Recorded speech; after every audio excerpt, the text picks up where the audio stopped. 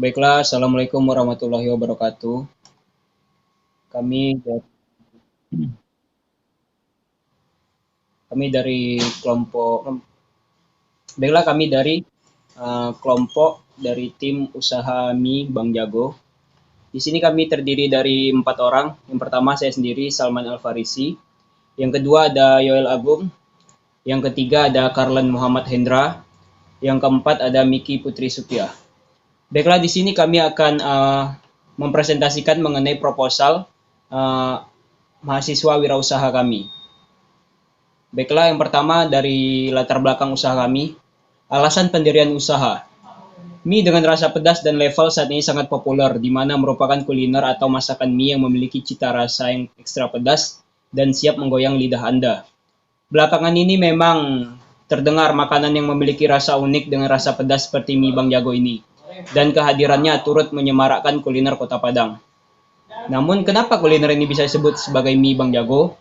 Karena mie satu ini jamin akan membuat Anda semua tidak akan berhenti minum. Dari nama saya terbayang bagaimana jahatnya mie ini saat Anda santap, pedas dan menjadi rasa candu. Anda dapat memilih tingkat pedas sesuai dengan kemampuan Anda. Yang kedua, tujuan pendirian usaha. Yang pertama tentu saja untuk memperoleh profit. Yang kedua untuk memenuhi kebutuhan mahasiswa dan masyarakat di sekitar kampus. Yang ketiga, membantu orang-orang di sekitar kita dengan cara menyerap tenaga kerja selain mendapatkan laba dari usaha yang dirintis ini. Baiklah, yang kedua masuk kepada aspek umum. Yang pertama, nama usaha. Nama usaha adalah hal yang sangat penting dan diperlukan supaya produk kita mudah diingat dan dikenal oleh banyak orang, khususnya target konsumen. Untuk itu kami memberikan sebuah nama yang kami yakin orang-orang akan mudah mengingatnya, yaitu Mie Bang Jago. Tempat usaha. Untuk menjalankan usaha ini kami memilih di rumah, apalagi pada situasi pandemi saat ini yang masih belum jelas. Tapi dalam hal masalah pemasaran, kami memiliki strategi, yaitu pertama secara offline, penyebaran melalui brosur, yang kedua secara online, melalui media sosial seperti IG, FB, dan WA. Segala aktivitas produksi kami melakukannya di rumah karena alasan yang pertama, keterbatasan modal untuk menyewa tempat usaha atau produksi, karena sudah tersedianya peralatan produksi yang lengkap di rumah. Baiklah, ketiga pemilik usaha, jadi kami memulai bersama-sama dan sebagai teman sesama kuliah. Kami memberi nama kelompok kami itu keluarga Cute yang beranggotakan Yoel, Salman, Miki, dan Karlen. Bidang usaha. Adapun bidang usaha yang kami tekuni merupakan usaha di bidang cemilan. Mie merupakan salah satu cemilan yang sangat disukai segelintir masyarakat. Visi misi. Visi misi kami menjadikan mie Bang Jago sebagai makanan yang terkenal dengan cita rasa yang pedas sehingga mudah dikenali oleh masyarakat. Yang kedua, misi kami memberikan kepuasan terhadap konsumen dengan memberikan pelayanan yang berkualitas, memfasilitasi para pecinta pedas yaitu menghadirkan produk mie Bang Jago ini. Adapun moto usaha kami yaitu mie pejabat harga merakyat. Baiklah, selanjutnya untuk aspek permodalan dan biaya akan dijelaskan oleh teman saya. Kepada Yoel Agung dipersilahkan. Permodalan dan biaya. Yang pertama, peralatan. Jumlah total investasi dari peralatan dalam wirausaha kami yaitu Rp2.567.100. Yang untuk melihat untuk mengetahui secara rincinya boleh dilihat di makalah yang kami kirimkan. Serta biaya operasional per bulan. Jumlah total biaya tetapnya yaitu Rp1.049.891 perak. Lebih rincinya boleh dilihat di makalah. Serta biaya variabel. Jumlah total biaya variabel yaitu Rp4.950.000. Untuk melihat lebih rincinya bisa dilihat dari makalah yang kami kirimkan. Total biaya operasional, biaya tetap ditambah biaya variabel yaitu Rp5.999.891 perak rupiah. 2. Rencana penghasilan. Pendapatan per bulan. Penjualan rata-rata 25 porsi dikali 10.000 sama dengan 250.000. 250.000 dikali 30 hari sama dengan Rp7.500.000. Sedangkan untuk keuntungan per bulan, laba sama dengan total pendapatan dikurang total biaya per operasional Rp7.500.000 dikurang 5.999.891 perak, yang kalau diartikan di jumlah di hasil akhirnya yaitu 1.500.109 rupiah. Sekian dari saya, terima kasih. Saya kembalikan kepada teman saya Salman. Baiklah, terima kasih saya ucapkan kepada teman saya Yol Agung. Untuk selanjutnya akan dijelaskan oleh teman saya yaitu Miki. Kepada Miki saya persilahkan.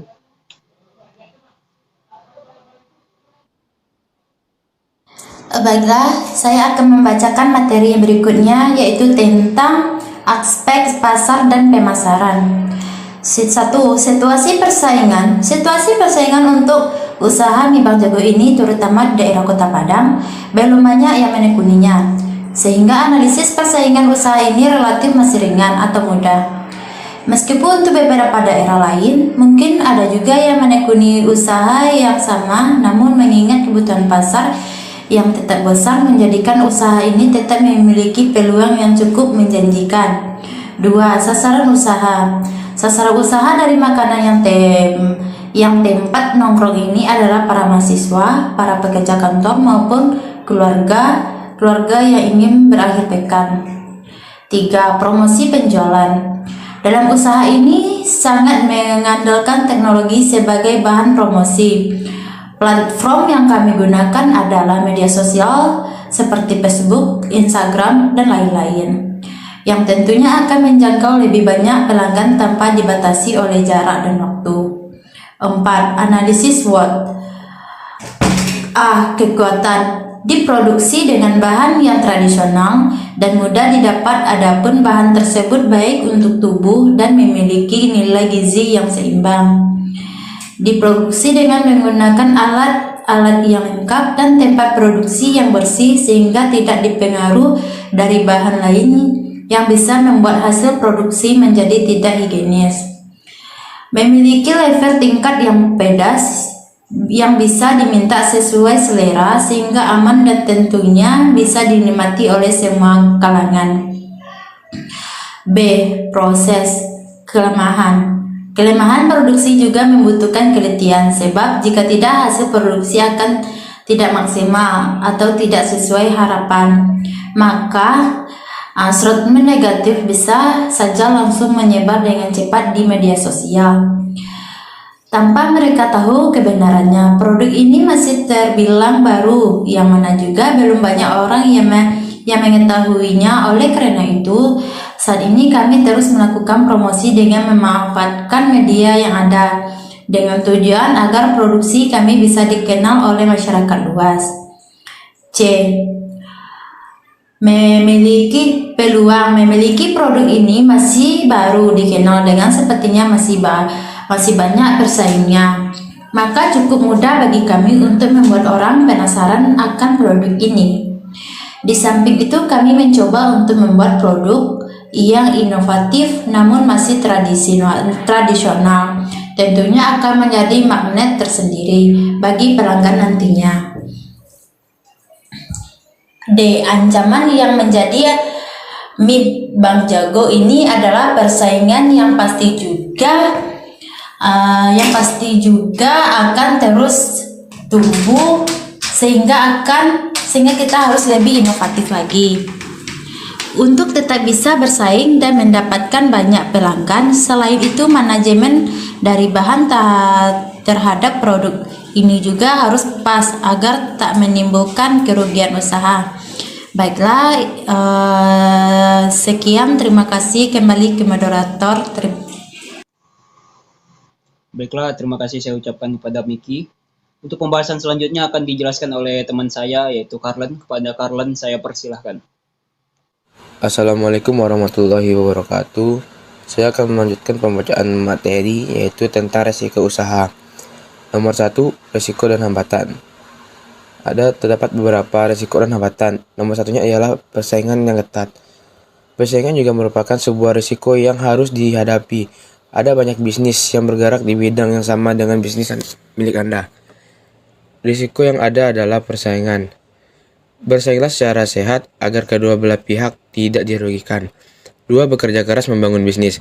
Risiko ini tentu akan diterima oleh semua pebisnis, yakni terus bekerja keras dalam mengembang bisnis. Menjalankan bisnis harus fokus, jujur, tepat, ulet, rajin, dan yang tidak kalah penting adalah ikhlas dalam menjalankan usaha tersebut. 3. Kerugian. Ini adalah risiko utama dari kegiatan berbisnis. Rugi adalah hal yang ditakutkan oleh para pelaku bisnisnya sendiri, yaitu suatu perusahaan bisa mengalami kerugian dalam 2 kategori. Yang pertama, kerugian yang ringan yang jumlahnya tidak terlalu banyak dan tidak memberi efek negatif bagi keseluruhan perusahaan. Dan yang kedua adalah bisnis yang rugi. Jenis rugi yang membuat perusahaan merugi dan berujung pada kebangkrutan. Nomor 4, kondisi pasar yang tidak stabil. Perekonomian yang cenderung naik turun juga menimbulkan risiko, yakni kondisi pasar tidak stabil. Contohnya seperti harga bahan baku yang harganya tiba-tiba melonjak, maka harga produk Anda juga ikut naik. Saat harga naik, maka konsumen bisa beralih ke produk lain yang lebih murah. Selanjutnya,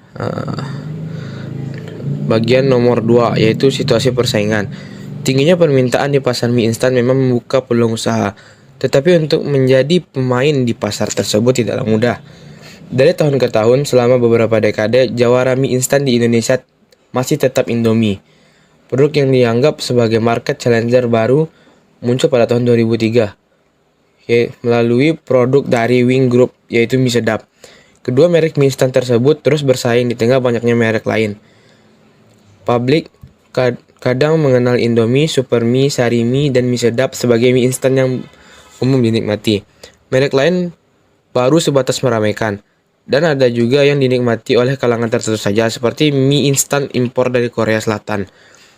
Persaingan di pasar mie instan tergolong ketat, karena mie instan merupakan produk dengan kategori fast customer good, produk yang perputarannya cepat. Produk yang tidak berhasil mencuri perhatian konsumen akan tersingkir. Maka guna menyiasati persaingan seperti itu diperlukan inovasi produk. Contoh menarik seperti Mayora Group memasarkan mie mewah. Konsep mie instan kelas premium dengan potongan daging ayam asli beserta kemasan yang lebih elegan. Produk tersebut berhasil masuk dan diterima konsumen. Kemudian, jejak mie mewah juga diikuti oleh sang market leader, Indomie, dengan merilis produk yang mirip mie mewah. Hegemoni sebagai penguasa pasar mie instan telah dilakukan oleh Indomie sejak lama. Merasa terganggu dengan kehadiran mie sedap, maka Indomie mencoba untuk menghadapi pesaingnya melalui strategi inovasi, yaitu menambah varian rasa. Konsep mie instan dengan rasa kuliner tradisional adalah cara Indomie untuk mengalihkan perhatian konsumen agar melirik produknya kembali. Jika kita menemui mie instan rasa soto Bandung, rasa empal gentong, konsep produk tersebut merupakan inisiasi dari Indomie untuk mempertahankan pangsa pasarnya dari ancaman mie sedap. Konsep tersebut memang muncul kemudian berlanjut dengan sebutan Indomie Selera Nusantara, dan ternyata konsep itu diikuti oleh merek lainnya juga. Kemudian ada kesimpulan dan saran. Kesimpulan bahwa agar produk yang kita pasarkan dapat diterima oleh semua kalangan, baik dalam negeri maupun luar negeri, maka ada beberapa hal yang harus dilakukan. Yang pertama ialah membuat produk yang bermanfaat, berkualitas, dan laku dijual dengan harga bersaing. Kedua, membuat desain yang baru dan harga terjangkau. Ketiga, membuat produk lebih cepat dan lebih murah. Dan yang terakhir, memilih dan menentukan wilayah pemasaran yang menguntungkan. Saran untuk pendirian usaha baru, tetapkanlah dengan benar dan sungguh-sungguh usaha apa yang akan Anda buat, dan pangsa pasar manakah akan Anda tuju. Dan juga perlu diperhatikan keakuratan estimasi biaya yang dibutuhkan akan dapat memperoleh laba yang maksimal. Sekian dari saya kembalikan ke moderator. Baiklah, terima kasih saya ucapkan kepada Carlon. Baiklah, cukup sekian presentasi yang dapat kelompok kami berikan. Lebih dan kurangnya kami mohon maaf. Wassalamualaikum warahmatullahi wabarakatuh.